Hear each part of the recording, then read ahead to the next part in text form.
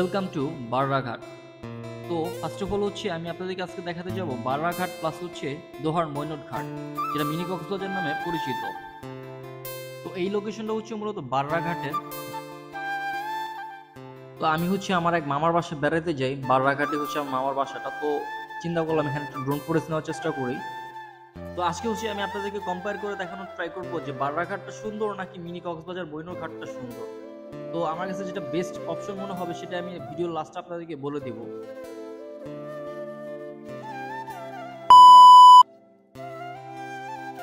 তো right now আমরা চলে আসছি মৈনট ঘাটে, যেটা মিনি কক্সবাজার নামে পরিচিত। এটা কার্তিকপুর উপজেলা অবস্থিত।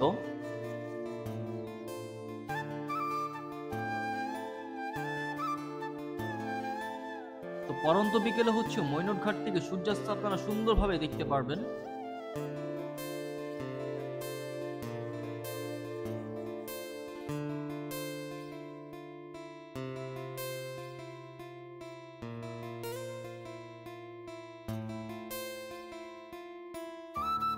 তো এখানে আসলে আপনারা দেখতে পারবেন ভাসমান একটা রেস্টুরেন্ট আছে, যেখান থেকে আপনারা খেতে পারেন কফি, চা, অনেক আইটেমের খাবারই ফাস্ট ফুড আপনারা খেতে পারবেন এখান থেকে।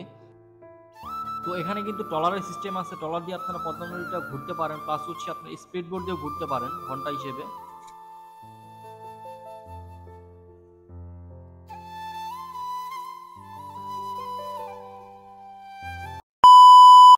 তো এখানে 60 টাকা প্লেট ফুচকা। তো এই বিষয়ে আপনার কি মতামত পেশ করার আছে বলেন? দাম বেশি নিছে। দাম বেশি নিছে। তো একটা প্লেট যদি 60 টাকা কটা দিচ্ছি 60টা, তো পার পিস কত করে পড়লো? 10 টাকা। 10 টাকা। 10 টাকা করে 10 টাকা করে একটা ফুচকা খাইবেন? অনেক দাম, অনেক দাম, অনেক দাম, এক্সপেন্সিভ। আবার পানির দাম আছে তো।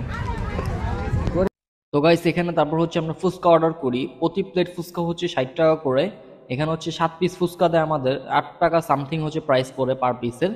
তো এখানে কিছু খাওয়ার আগে অবশ্যই আপনারা দাম জিজ্ঞেস করে নেবেন, কারণ এক্সট্রিম লেভেলের প্রাইস। এখানে যে কোনো জিনিসের প্রাইস এক্সট্রিম লেভেলের। হ্যালো এভরিওয়ান, আসসালামু আলাইকুম। Myself Ibrahim and welcome to my another blog. তো রাইট নাও আমরা আছি মৈনট ঘাট, যেটা দোহারে দেখতে পাচ্ছেন।